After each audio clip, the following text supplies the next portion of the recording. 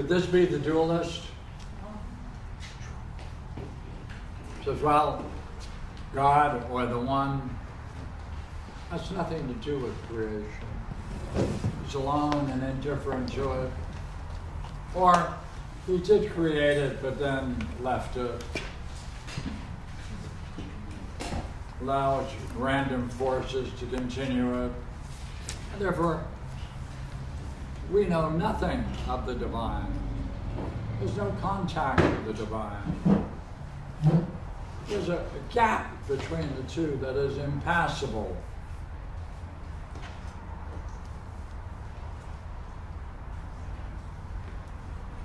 Is this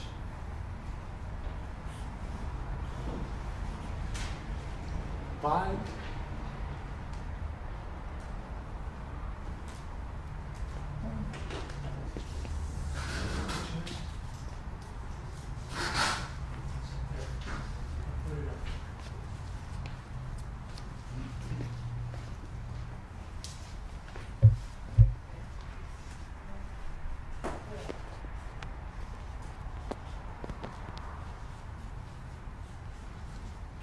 Thank you.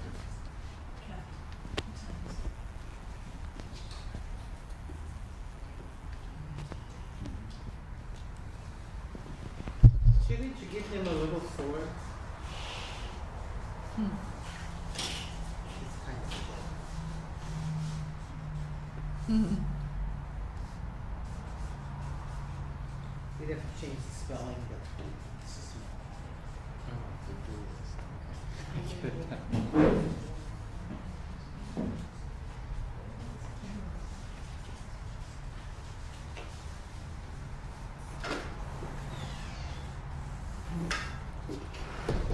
Parmenides describing or explaining the conditions for each of these states, which very few people who are in any one of them have to then discover the conditions of their own system, and yet they find it strange and surprising when it does fit. Like, what is the effect of someone who has identified with a 4 coming to read it and look at it? What does it do to them to see the conditions for their own hypothesis in themselves in the words that he uses to describe it? What does it do to them, you would say? It just creates a horrible experience inside. It just makes you feel terrible. It hit. Right? And then you see your own system fully. So now we're looking at the 5th. So let's see whether or not we can visualize someone who is a number 5 dualist. We're at 311.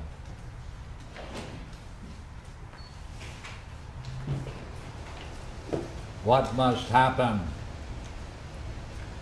if the one does not exist for that person? Let's find out.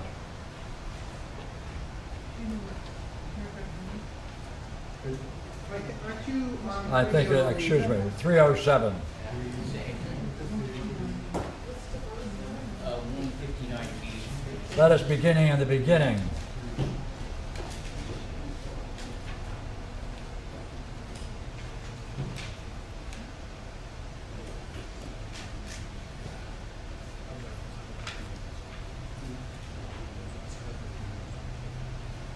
let's drop these matters.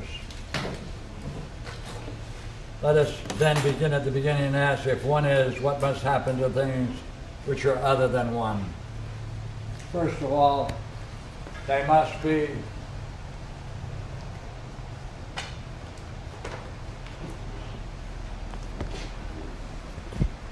separate.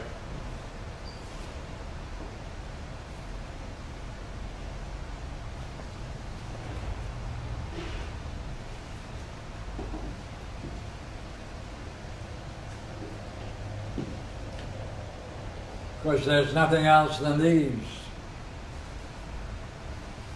There is no other one and others than the others. Then there is nothing other than these in which both the one and the others can be.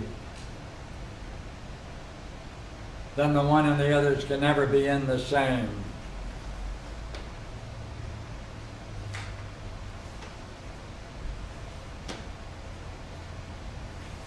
No connection.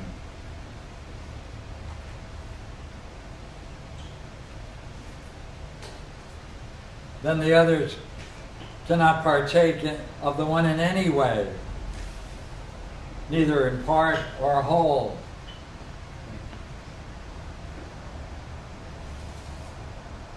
Could you write a little bit bigger, Peter? No interaction, either part or whole. Could you write a little bit bigger? Could write your words a little bigger? Or,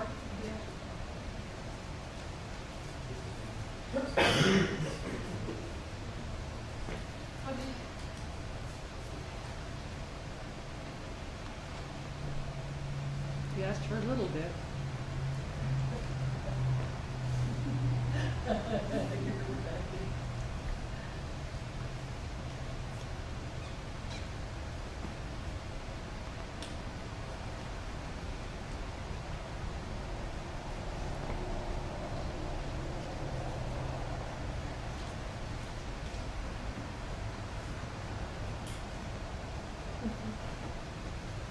No connection.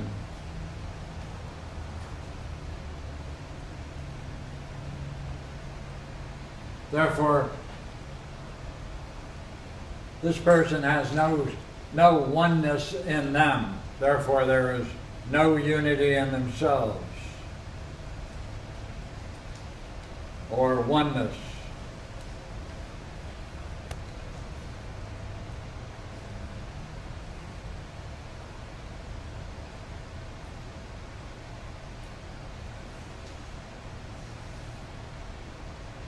They're entirely deprived of unity, and by that also they can't even see themselves as echoes or shadows of the one.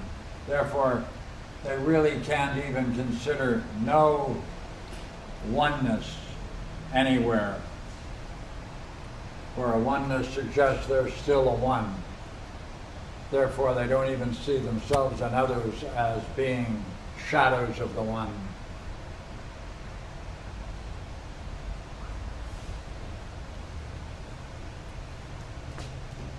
Now, can he look at others like himself?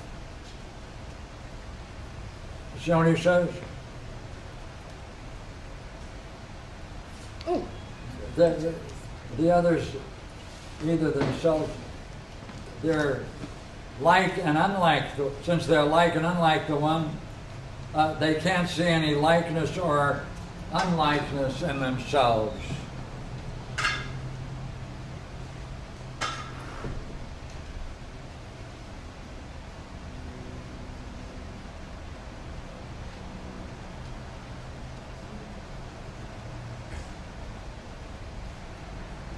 Because if they did, that would be a commonness, that would be a oneness, and since that's denied, that's why his use of the word one is so much more important than the idea of God. Because you can make these kinds of judgments with the one, and it's difficult with the idea of God, but it's still implicit.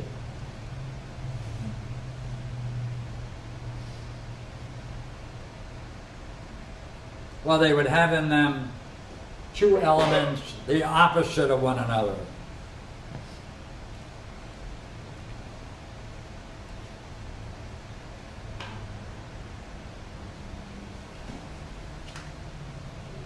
Where's that? Oh, 159. For if they were like or unlike, they would partake of one of the two elements.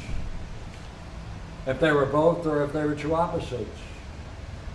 His conclusion. Then they are neither the same nor other, nor in motion at rest, nor becoming, all of these terms. Since they are utterly and in every way deprived of unity.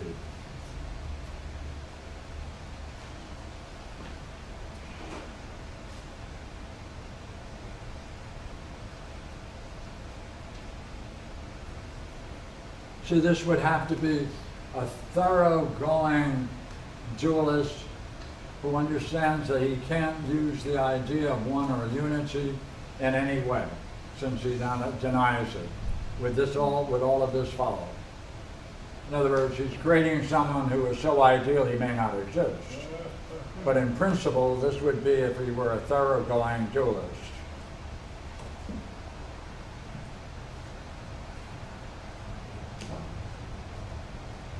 Is that right? Say it again, right? He's creating a pure type, which may not exist in reality. But it would be if the person were terribly consistent with his system.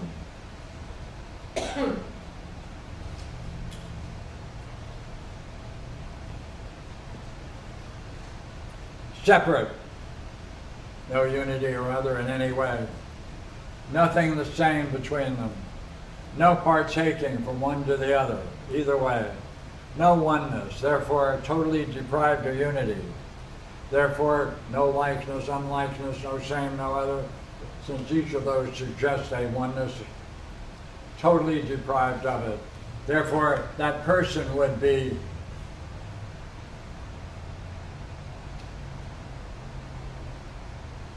alone, but wouldn't be able to recognize their alone, since that suggests a oneness.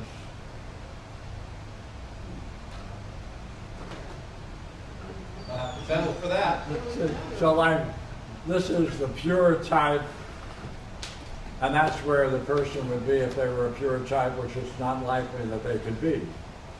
But it would be had they had the integrity to continue it.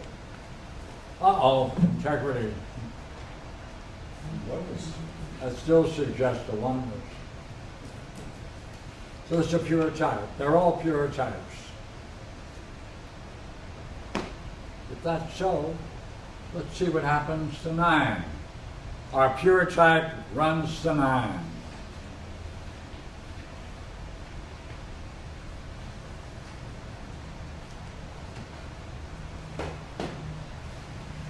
If you want to master Parmenides, and you want to start with one of the hypotheses, do the 9.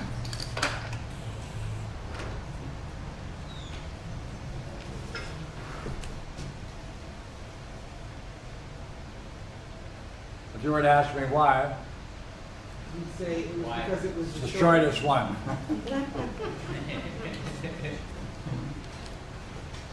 All right, you got a dualist, pure dualist. Hey, if you guys exist and the one does not, let's see what you think will happen to you.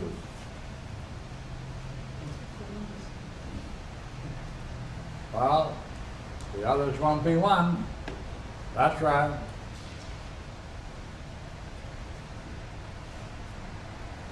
They are all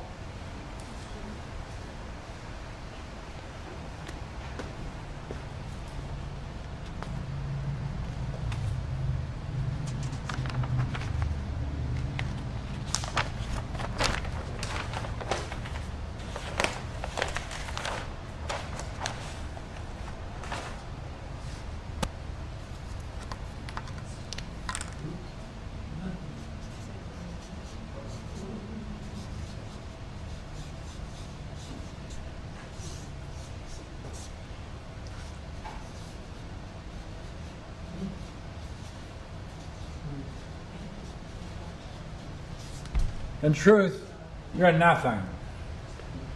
You know a better word then for this nihilist. Nihilist. This is a pure nihilist. Nothing is nothing. Despair and isolation.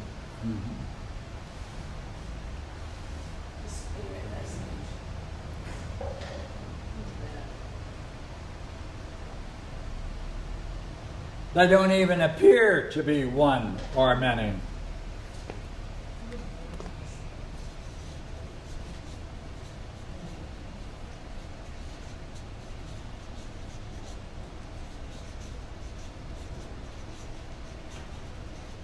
You can't even appear to be other.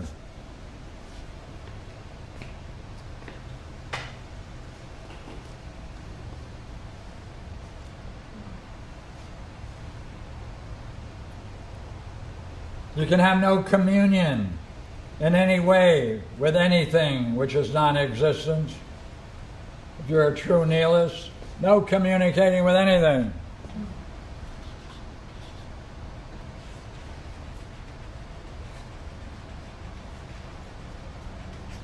If the truth of reality is that everything is nothing, okay, you can't have communion with anything.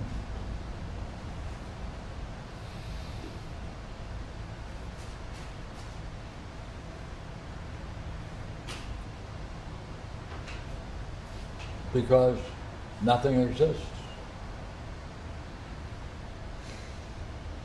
Nor is there any opinion or appearance of the non-existence in connection with the others. Hey, the non-existent, nor is the non-existent conceived of in any way.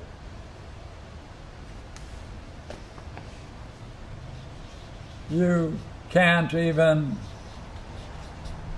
conceive of your position.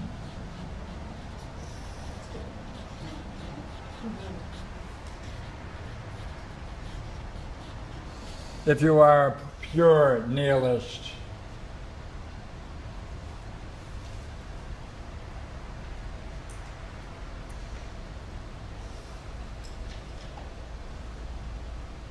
What point are we at here?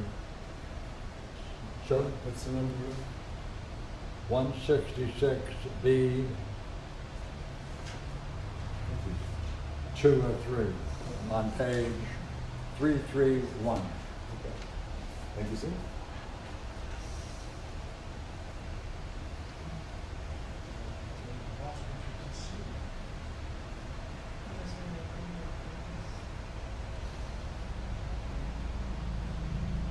Nor can you really talk about anything being same or different.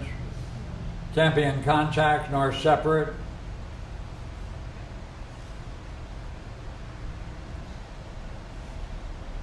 And can't even ultimately say that anything appears to be one way or the other. You can say nothing. You're a pure nihilist.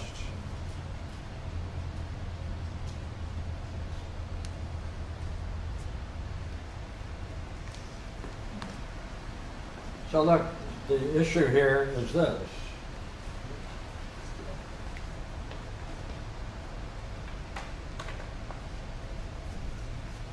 If the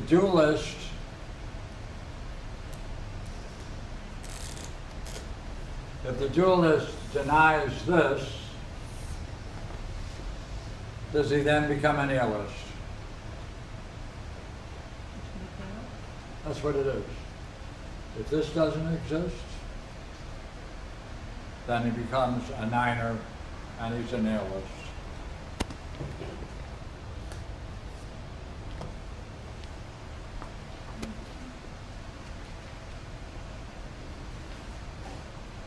What's likely to happen to him or her?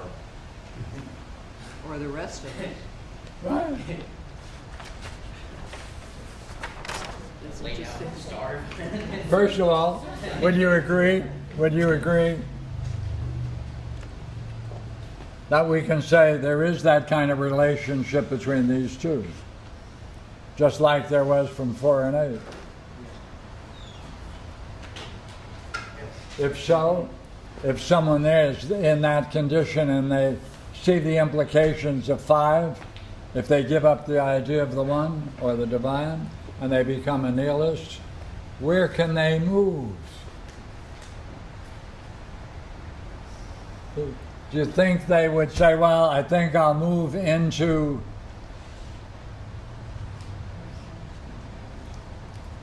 See, what is it about 4? 4 is not real. It's only a kind of participation. Well, they haven't experienced any participation. Would they settle for some kind of participation and then join a group? Or would they go, no, if there really is this, and I want to risk it, where am I going to go? You dropped everything 3. and you go to the one. Right? You're going to get out of this by maybe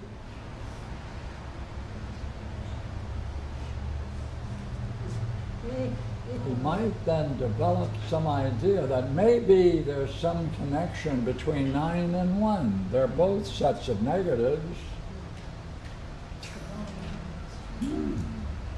Or it's going to go to 2 to 3.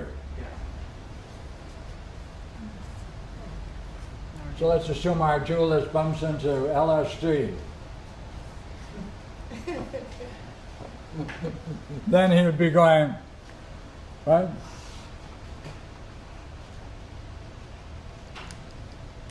And that might disillusion him, and he might go, right? Or he might go, these are his possibilities.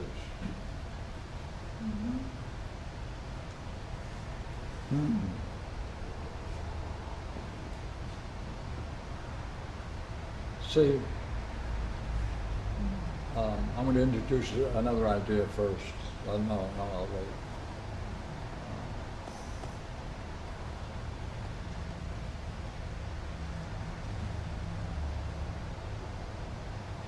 Yeah, okay. Shall we take a look at 3? Which one? 3? Yeah, let's look at 3.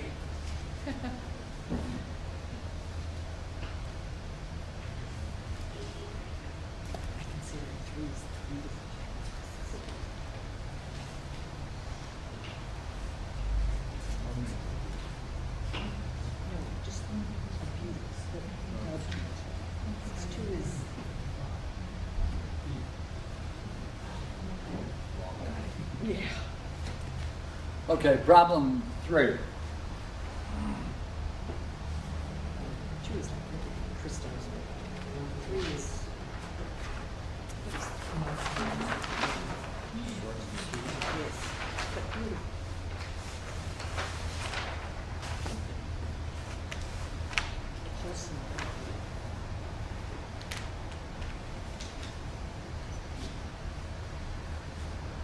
You know, it's always a little hazardous to do this, but people in modern physics have all agreed to this rather curious thing. And that is, there is no reality. Absolutely. There is absolutely no reality to the next moment. That all they have are statistical probabilities of something being somewhere at some time.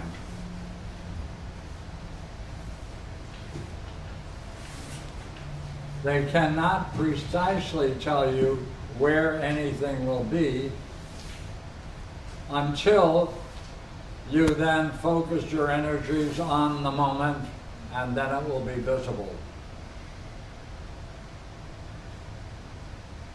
What does that mean?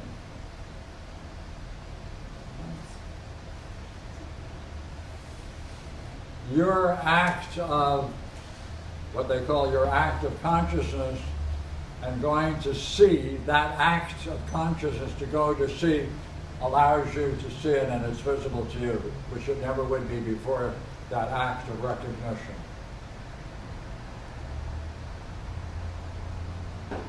Look, see?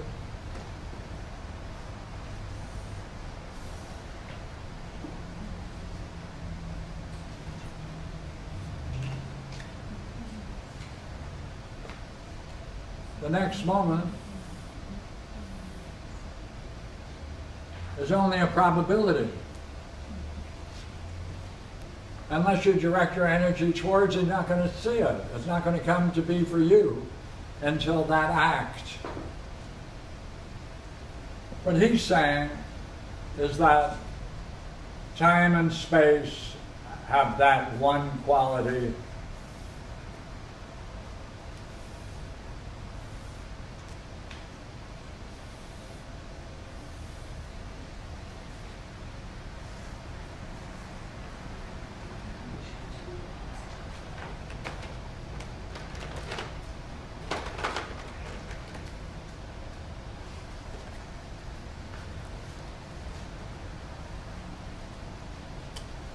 That there's a very interesting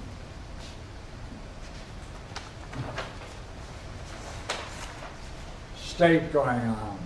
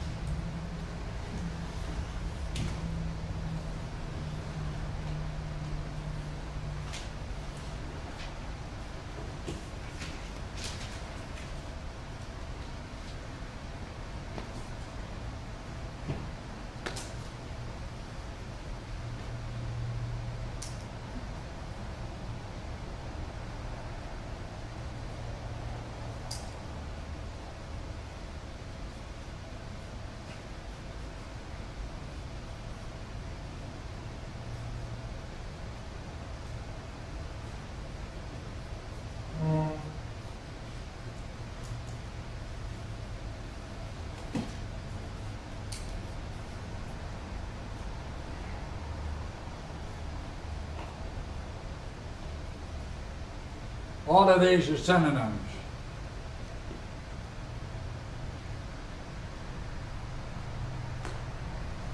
They're just different aspects about this one thing. The idea of the good is your seal. If you're talking about its dynamic quality, if you're talking about its what kind of state is it, you're talking about it being ultimate reality. If you're talking about what does it take to perceive it and what is it you experience, mind. If you're talking about the effect it has on you and what you experience, perfection of beauty. If you're talking about its phenomenal aspect or impact upon you, it's the most brilliant light of being. If you want to talk about it in terms of the three elements, which are which unpacks the word ousia. It's intelligible. It's the nature of being. It has a vitality because ousia is the conversion upon itself. That is the property of mind. For a mind must be able to turn upon itself. That presupposes a vitality. What it encounters is being. What you find, if it's the nature of this, you discover it's no different than your own mind. Therefore, it's the source of ultimate intelligence which you share. You can put all these together and you can say, is that the good? No. That is beholding the good. That's what the word idea literally means. It's a Greek word, right? Idea. It means to behold it. Therefore, to behold the good, you can then experience it as the most brilliant light of being. If you want to talk about what is that, you can talk about it while it's truth. Whoa, it has great power to turn upon itself, vitality. You encounter mind itself, that's intelligence. When you look upon the power it has, that's beauty itself, that's the symposium. Therefore you reach nothing other than the nature of reality. That's what he says. These are all the same. They're all the same, brought together in which term? They're all the same, brought together with which term? They're different aspects of the same thing. There's no one term that They're different aspects of the same thing. If you want to look at it this way or that, therefore you use different names to describe it. Okay, now, this stuff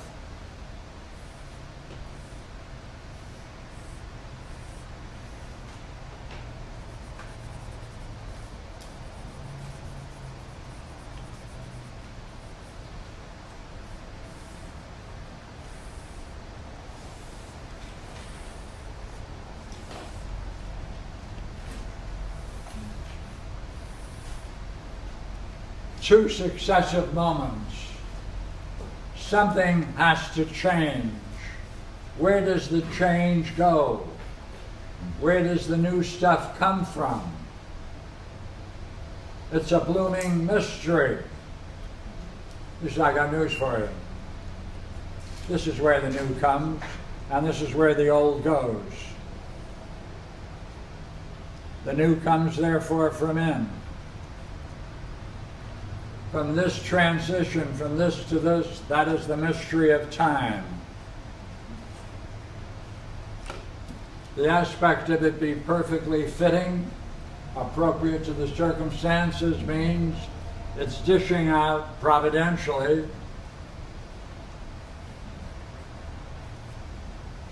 what is perfectly appropriate for each successive moment. That presupposes an intelligence. That presupposes a being. That presupposes that it is the truth for this moment. That's what he's describing.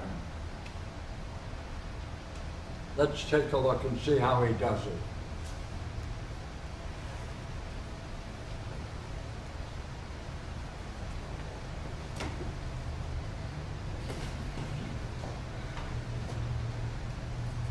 Notice the way he starts. One and many. It both is and isn't one and many. Because these successive moments are going to be called the many.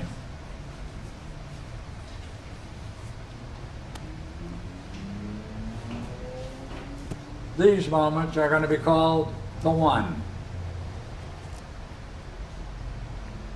Therefore, in every single split microsecond, time and space are discontinuous.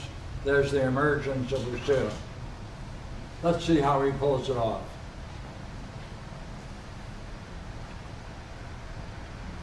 Let us discuss the matter once more and for the third time.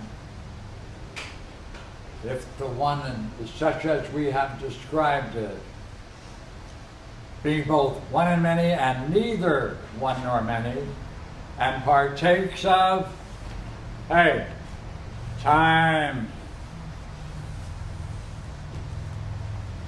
It partakes of time that doles it out. Must it not, because one is, sometimes partake of ousia? Wait a minute, that's a being. Pardon me, I've got it backwards. That's right, it's ousia. Must it not partake of time? Must it not, because one is, sometimes partake of ousia? And again, because one is not, sometimes not partake of ousia? Yes, it must. Hey, because the next moment is going to be the repetition of it as it goes on and on.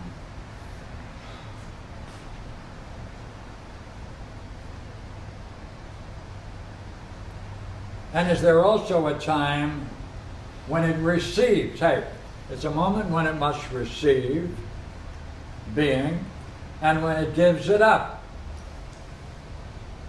How can it sometimes have and not have the same thing unless it receives it at one time and then loses it? Through each of these, it's gaining something and losing something. It's receiving something and losing something.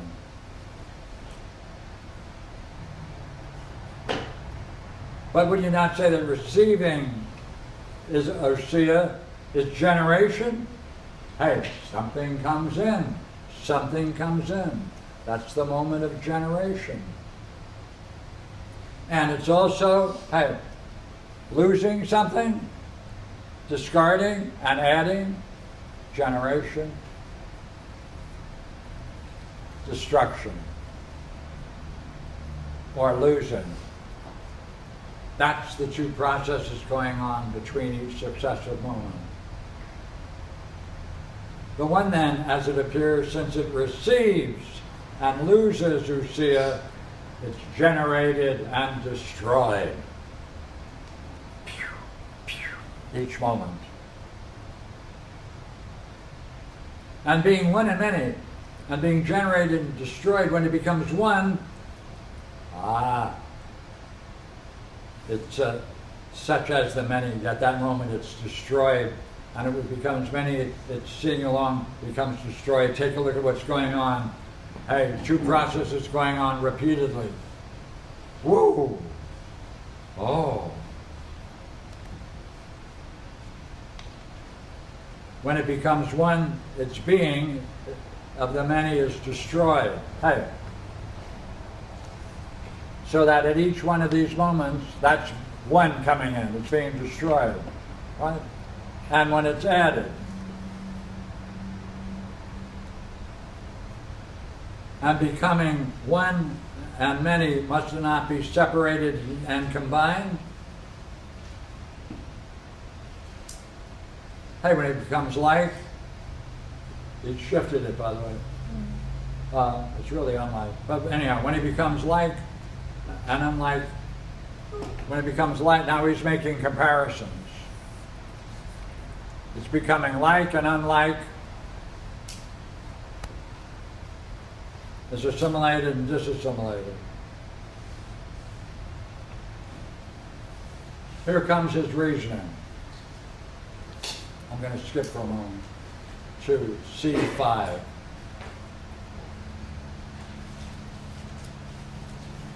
Hey, it's impossible for it to be previously rest and afterwards in motion, or previously in motion and afterwards at rest without changing. And there's no time in which anything can be at once neither in motion or rest. There's only these two possibilities, being in motion and rest. Hey, it can't change without changing. Then when does it change? Hey, then when does it change? For it doesn't change when it's at rest, or when it's in motion, or when it's in time. what does this strange thing then exist in which it would be in the moment in which it changes?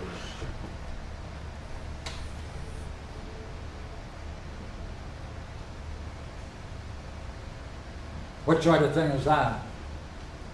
The instant. For the instant seems to indicate something from which there is a change in one direction or the other. For it doesn't change from rest while at rest, nor in motion when it's in motion. But there's this strange instantaneous nature, something interposed between motion and rest. It doesn't exist in any time. It's out of time. It's into this and out from this. That which is in motion changes into rest, and that which is at rest changes into motion. Then the one, if it is at rest and in motion, must change in each direction. Then the one is what's doing it. But in changing, it changes instantaneously. And when it changes, it's not in time. And at that instant, it'll neither be at rest nor in motion.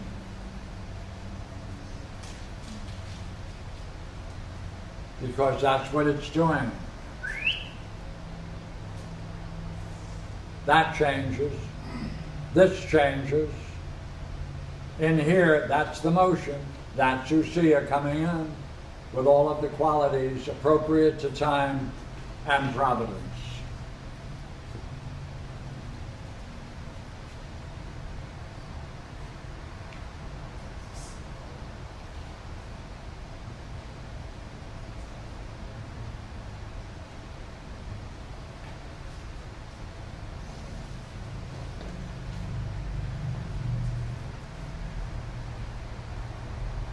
Okay, let me take a break. See what he's doing? Your question. Is it making sense of change? Yeah, I was just wondering, in that instant then it's neither rest nor motion and neither one nor many. So it's not even in the categories. It's not in the classic categories. Any of them included or unlimited or like or unlike. You can say any of those things about it. Sorry, I was somewhere else. Okay, do it again. In between rest and motion, it's neither rest nor motion. In between one and many, it's neither one nor many. So Yes, go it's not ahead. in those categories then. I was just wondering about that.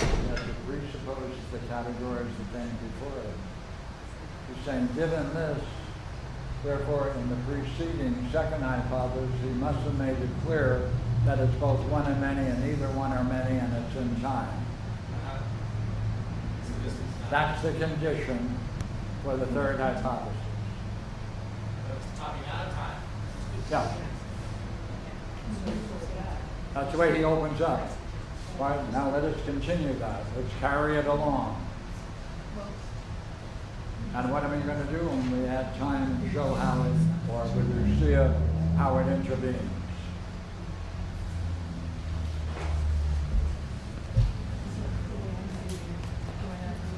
Our question would be,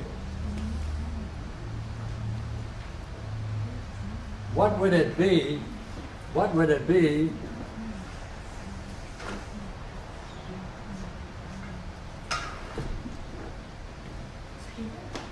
to experience that?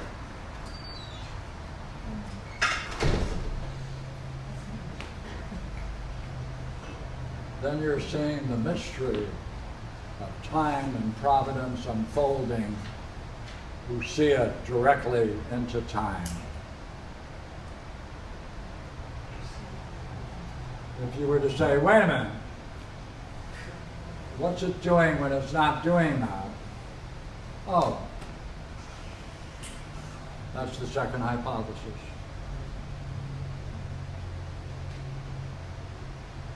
What's what doing when it's not doing what? What's what doing when it's not doing what? When it's not participating in time, what is it doing? It's the second hypothesis.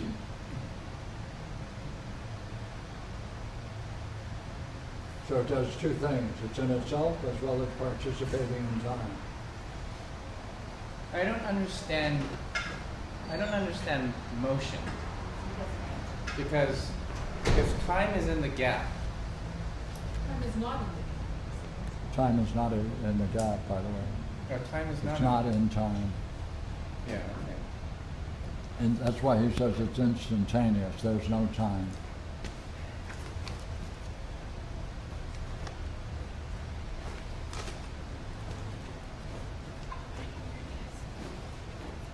I don't understand motion. Neither do I. Go ahead. I can understand rest, and then there's the gap, and then another state of rest. And we think there's change. We think there's a continuous change. That is what I would call motion. No, but you never experienced it. Yeah, so what does he mean to say that from rest to motion? Look, is it true? See, the question again is this one.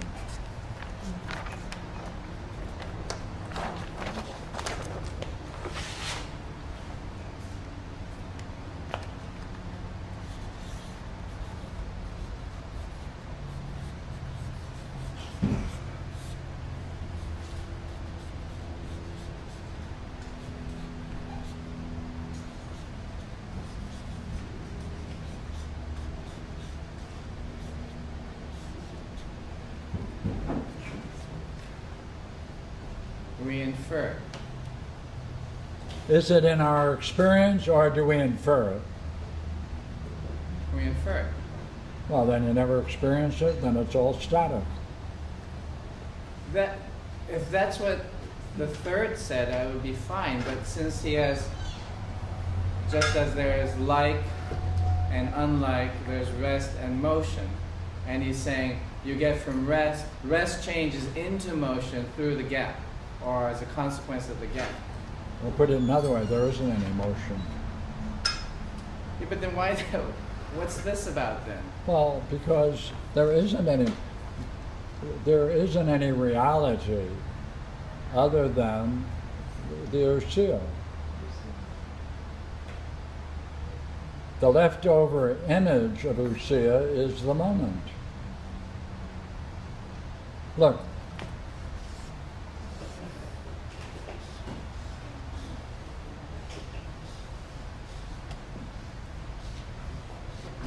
I want to study time.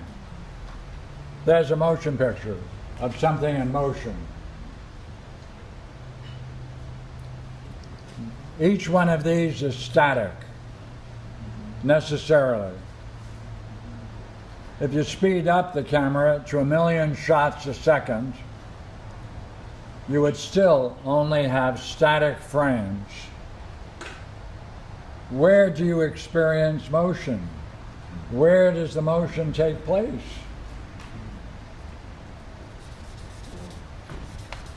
the mind. Just in the mind. You infer it. Infer it. There isn't any motion. Yeah, I'm comfortable with that. But it doesn't sound like it describes the third. But you can, but you can now talk about it. Let's see how he talks about it. What is the condition for motion? How does the next moment know what is most appropriate to it to continue what has been going on?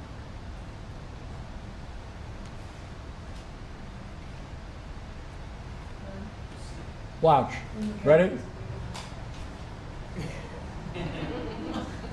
I can do it again. That tickles kind of, doesn't it? Oh. How did the moment know exactly what to do? Where does that intelligence come from that allows things to be stable enough for a change to take place? Where does the change? Where does that change come place? You say, "Oh yes, there's motion."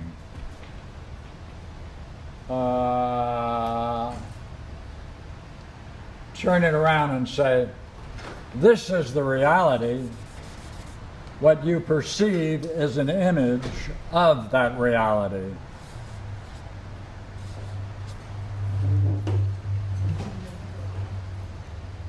Looks good, but it ain't real.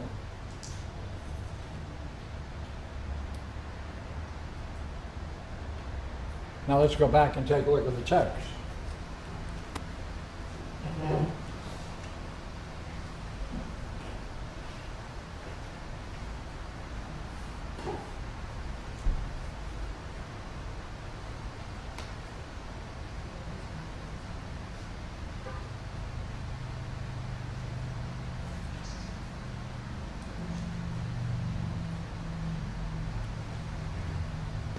I'm at the bottom paragraph, 299.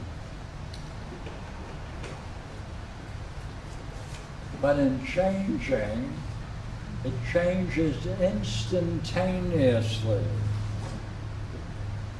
And when it changes, it can be in no time.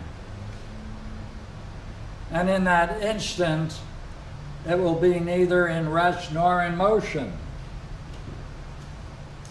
Hey, what's happening to it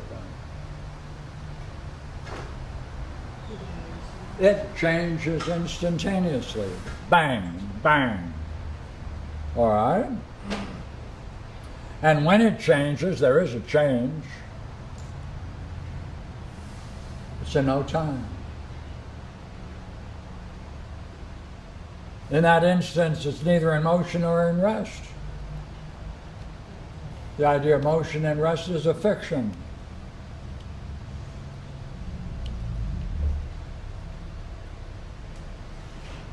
It does not remain in rest.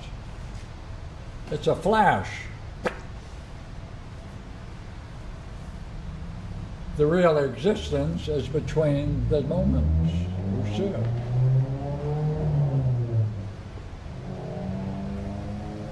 Is that what he's saying? Take a look. I'm good with that, but how about this line, like, When it changes, go ahead. well, on the same page, but 5 lines down. It is impossible for it to be previously at rest and afterwards in motion, or previously in motion and afterwards at rest without changing.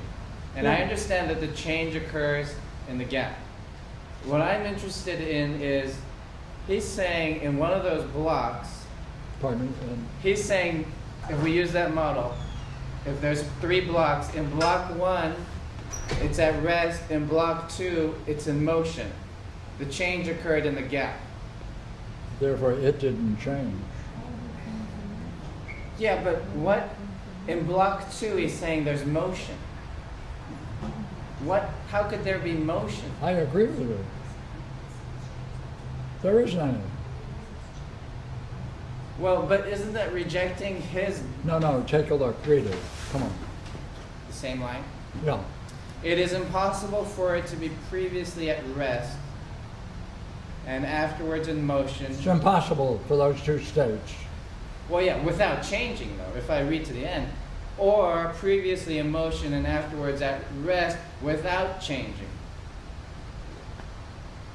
He's in a different place on the page. He's up above here, Yeah. 5 lines from the top. Just have them see. Oh, I see. Thank you. Where are we on? Well, now he keeps the riddle going. It can't change without changing. Then where does the change come from? Yeah, but if, my question though, I'm fine with the change occurring in the gap. I mean, I'll accept that. I think that's here. But then I don't understand how he could say that one of the squares has motion in it. Because But does he explore that and change? Does he talk that way and then change? I don't know. Did he? Well, continue. Hold on to your question. Then when does it change? Where are we? Then when does, for it does not change when it is at rest, or when it is in motion, or when it is in time. Right. But how could there be motion without change? See, if he puts motion in one of those blocks, there's change He occurring. doesn't put motion in the block. He's saying that there's rest here and there's motion there. Oh, there's not. That's what he's saying. Why isn't that? Rest, that's how you read that Yeah. sentence. He's reading that sentence as there's motion Yeah. here, there's rest here, there's motion here, and how can you get from one, then, That's right. That's right. You're separating yourself from seeing. But wait a minute, I thought motion would be in one of the squares because he's saying these are states, likeness, generation, destruction, all these opposites, they're in different states. How do we get from one state to its opposite? Through the gap. You see, how can change take place? Is that your question? No. You're saying, he is saying, this is at rest and this is in motion. Motion is there, yeah. No, it's not. He talks that way. What happens as he explains it? You want to hold on to that point. Okay. So can I read and then you say, there it is, Yeah, there's please, where, please. where- No, please. Okay. So, then when does it change? For it does not change when it is at rest, or when it is in motion, or when it is in time. No, it does not. Does this strange thing then exist in which it would be at the moment when it changes? What sort of thing is that? Yeah, he's trying to figure out what is that moment. Go ahead. Yeah, but I'm not trying to figure out the moment. I've got the moment. It's the instant. All right. Just The keep instant. going. For the instant seems to indicate a something from which there is a change in one direction or the other. For it does not change from rest while it is still at rest, nor from motion while it is still moving. But there is this strange instantaneous nature, something interposed between motion and rest, not existing in time, and into this and out from this, that which is in motion changes into rest, and that which is at rest changes into motion. Where does it make the change then? There it is. It's into this and out from this, in which motion changes the rest changes into motion. Right. Well, the instant. That's the instant. Yeah. But I'm interested in from what is it changing into what, not the change. Isn't he saying that if motion is changing into rest, it changed from something, from motion into rest? There's not, well, I'd answer you in another way and say there's nothing there, but apart from that. But see, that's what I'm stuck on because You're saying there's a way to read this in which the idea of motion is in one of these intervals. yeah, But does he say that? I think so. I don't know, because it looks like he's saying he's trying to explain How about motion. into this and out of this? So this is the gap. Into this and out of this. That which is in motion changes into rest. Like, or something interposed between motion and rest. That something is the gap, right? The gap is interposed between motion and rest, not existing in time. So I have three things there: the motion state, the something interposed, and the rest state. Yes. Does he explain that, and does he explain that away? That's my only question. For me, it doesn't explain it away. Just where you are, does he go further to explain that predicament? To me, no, I haven't seen it. Yes, you do. You've seen the gap. Yeah, but If it's in motion, something must change. Yeah, that means then that I have to create. Wait, hold yeah, it. Agree, if this is in motion, it must change. Yes, But how can it change if it's in motion? that's He's saying there are only two possibilities. It's at rest or it's in motion. There's no third alternative. How can there be change in any one of these incidents?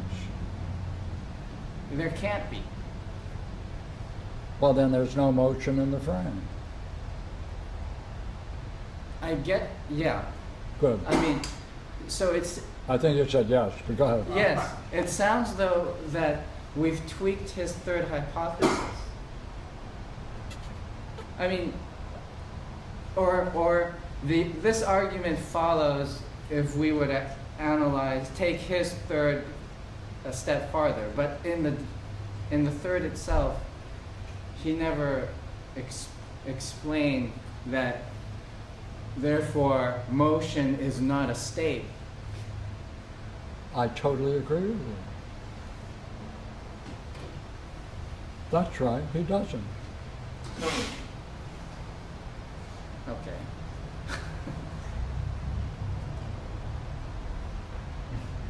He's right.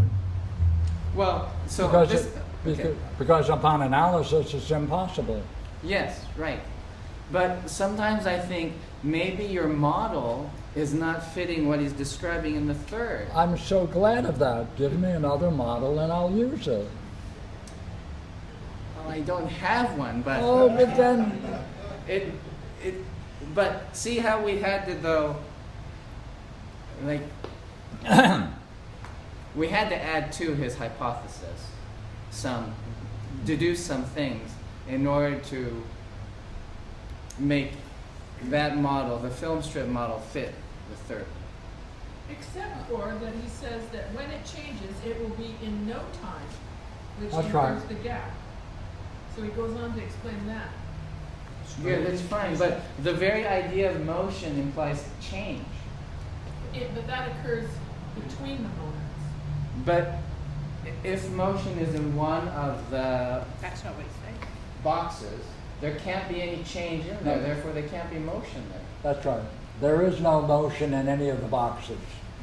But the two boxes of the thing in motion will be different than the two boxes of motion and rest. It looks to me like it's a state. Like to be in motion is one of the things like being increased, being diminished, right? All of the other Yeah, sure. comparisons. So I was just saying that being in motion, being at rest, they're two things like those other things. And so being at rest is click, and then being in motion is going to have click, click. There's going to be a lot of little I would boxes say, and gaps. I'd say yes, he assumes there's rest in motion. And then he's going to explain it doesn't exist. Oh, or the transition. Right. Yeah. Yeah. That's his goal. Either one. Either one? And he uses everyday terms of rest and motion, but then he has to abandon them when it's over. So therefore, these are only appearances of ousia and the moment. Are they any different in being appearances than increase and diminish and equalize? See, there isn't, yeah, okay, No, I followed Nobli's point. okay. I also followed your point. But I think, and the only thing I was adding is that can't you say that there is the moment of any appearance shifting from rest to motion, and when it's in motion there'll be a series of blocks and gaps, and when it's at rest there'll be a series of motions and of blocks and gaps, and there will be the gap between being at rest and being in motion. Equally, there'll be a gap. Look here. The language I'm saying uses rest and motion. No doubt about it. does he analyze these two terms and shows that there isn't any? I don't That's see. it. That's it. So he talks about it in our language and then says, now let's take a look and see by analysis what's going on behind it, whether we can still say, see, can you talk about it? Can you talk about it being anything? And see, that's it. Doesn't he say, and will the case not be the same in relation to the other changes? So motion and rest may in fact fall out. So do all the other changes. Yeah. They all fall. They all drop. Yeah. And the reality of it all will be a news. I mean, will be. Lucia. Yeah. Yeah. Okay. Yeah. I'm cool. Yeah. Good. The reality of it will be, did you say the reality of it will be loose? What? No, you made a mistake. Do it again. You said the reality of it will be, and you stated it. Where is the reality in this third hypothesis? Only.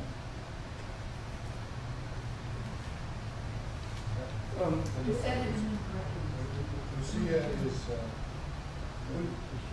see is that the nature of the second hypothesis?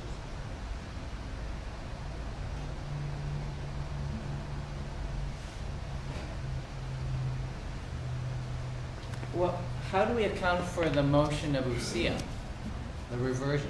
That's the great question. That must be the property of time. That's the mystery of time. You're absolutely right. How does it know what's most appropriate to change and to drop successively? That presupposes a startling kind of intelligence.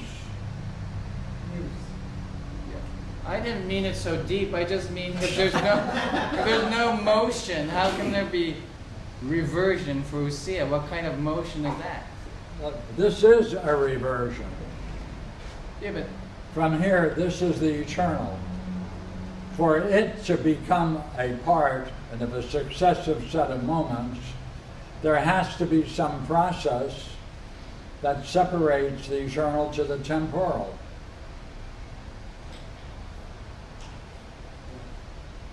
You said that's time, that's providence. You're saying, I understand those words, but that doesn't explain it. See if I agree. so is my problem that I'm thinking about motion in terms of what we were doing yesterday, fourth and fifth hypotheses language.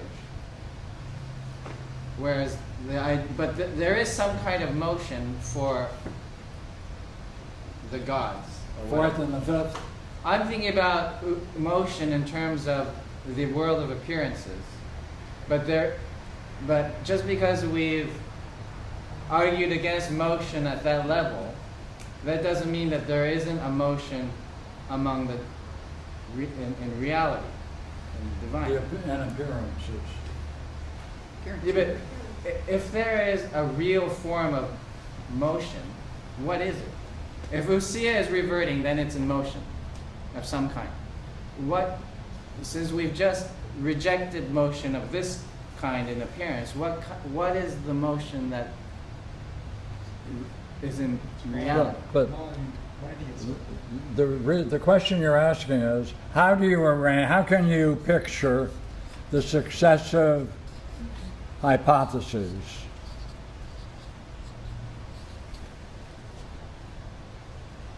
I don't know.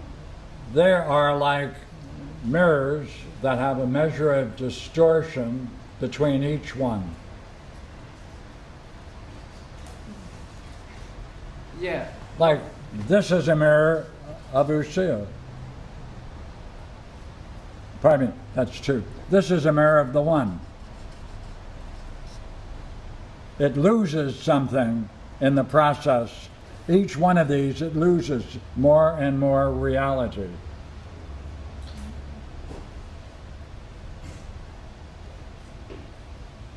Okay. So Or state of mind.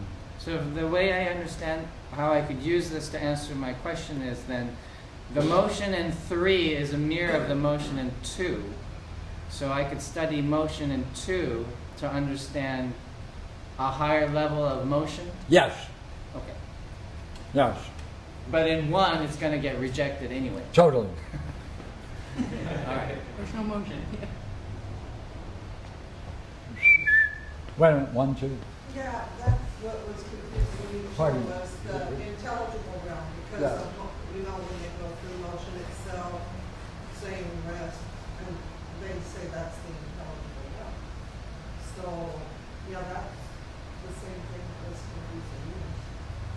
But he just went. That's good. I was just wondering, because in the second hypothesis, he defines motion and rest. And he defines the second hypothesis, rest being the same with itself, being in itself. And he defines For it repetition. to be the same as itself, you're now moving into the second hypothesis. Yeah, that's what I mentioned. So- That's right. And then when he says, Yeah. he defines motion as it being in another. Yeah, you're raising a very great question, which we can go backwards. Could you say that the problems in 5 are settled in 4, etc.?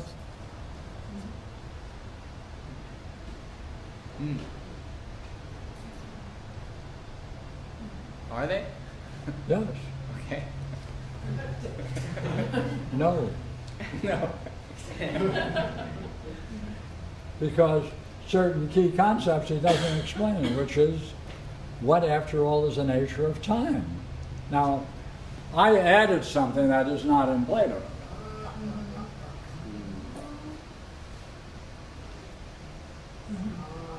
Well, it's in the Timaeus. It's in That's the the Timaeus, first paragraph in the Timaeus. The whole purpose of the Timaeus is to show provenance. That is, everything is appropriate in the whole development of the appearances from the nature of reality. Yeah, I added this. But I didn't think anybody noticed. We didn't. But, And Karen, I think I got away with it. no, I did? Karen, I'm thinking that, yeah, You're thinking? no, yeah, sometimes. Are you using that the way you use Lincoln? I think. Yeah. Well, I was thinking in Why terms, did you need that? I don't know. Come on, drop it. In terms of what Nobuya's question is, the first Well, hypothesis. how about your question? Did what he Well, I said enjoyed generate a question for you? Well, no, it What the heck caused me. with Nobuya, what does he say? You don't Well, need to in introduce the it. first hypothesis, there isn't motion rest. But Pardon? as soon as you get into the second, you have, if the one is, it partakes of ousia, and that already is assuming a certain motion, if you want, a sharing. But the question is, what kind of participation would that be, and what kind of motion would that be?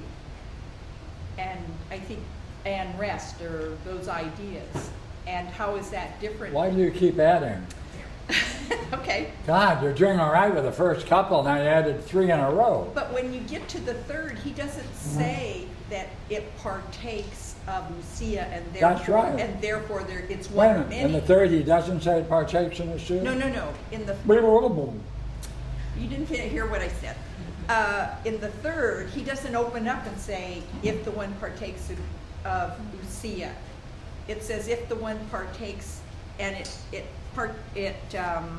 see, how does it work? It reads as, if one is, such as we have described it, being both many and one, and neither one. partakes of time. It partakes of time.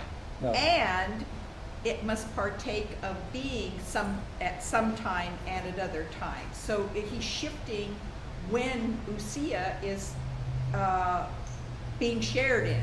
Whereas, But the quote you used didn't explain the idea of ousia, though. well, no, I'm Just a point on, because. I'm not trying to, I'm just saying that the relationship between when ousia is, that ousia is fully addressed in 2, because if one is, it partakes of ousia. But when he talks about it in 3, it's partaking of time, and it, and, Do you mind? and it, Excuse and me, it, excuse me. because, Hold on. okay, No, what, please read the first paragraph of what? of the third hypothesis. If the one is, such as we have described it, being both one and many and neither one nor many, and partakes of time, must it not, because one is, sometimes partake of being? Of the seer. I'm not ignoring it. That's a seer. Yeah, so what's your You point? said it didn't. No, I didn't say that. Excuse me. Okay, I thought you said. No, I said it, in the third, it sometimes partakes of ousia. And because one is not, sometimes not partake of ousia. So he's shifting the kind of motion, I would say, that relates to that,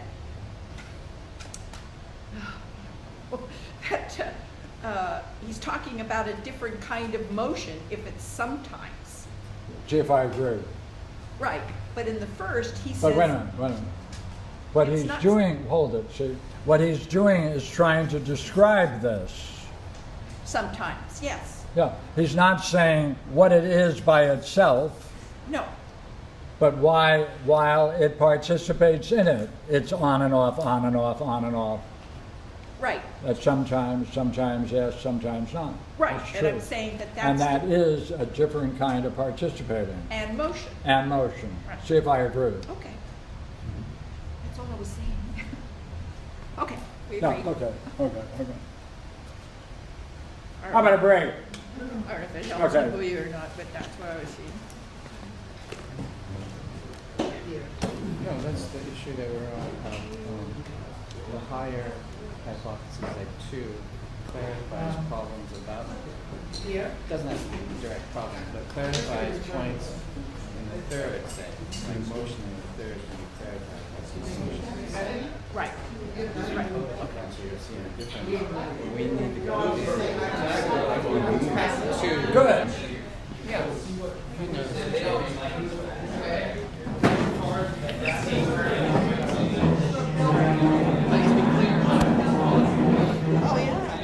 It would be.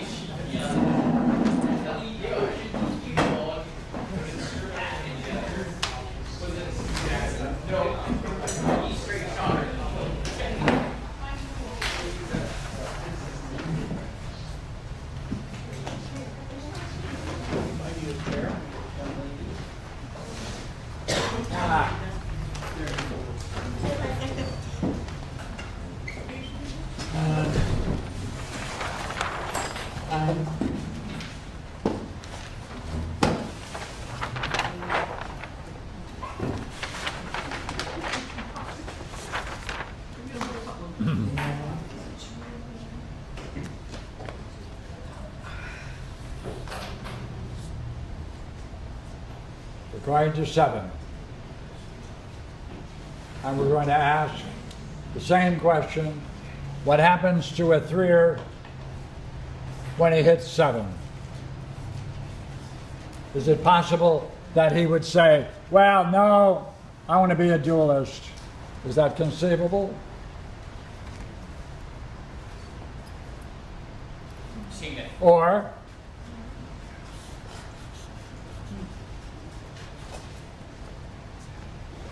that's our question, isn't it?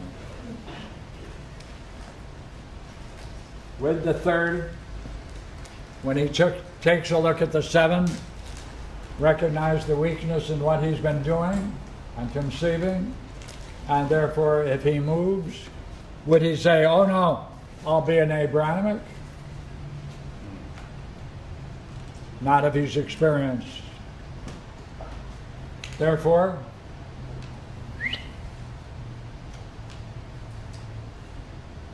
Therefore, there's a dynamic behind all of these and the possible movements. And therefore, when we come back, we're into 7. Fair enough?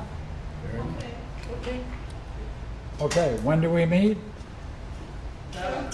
Get the schedule? The schedule's there. There it is. 5:30 is dinner, 7 is Parmenides. 7 o'clock for Parmenides. Unless someone has a couple of dreams while they're sitting around and talking, waking dreams are worthwhile, or moments of the divine visitation. Got one from 2 days ago. Take it when we come back. Sure. Okay. I've got one. Fair enough? What, you got a drink? From this morning, when I woke up, but this is for later, not now. Okay, when we come back, with you, Jeff, as well as copies. Okay. You have copies of this for others? Great. Okay. I'll put my name on it.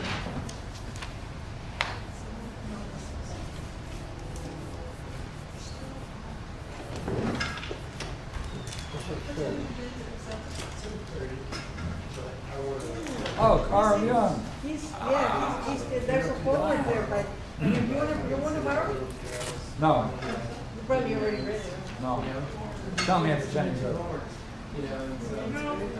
Okay, I might look at it, but you said it's good. I'll give it to you when I'm No, done. no, no, no, Yeah. you're finished. Okay, Okay. when I'm done, I'll give it to you. Okay.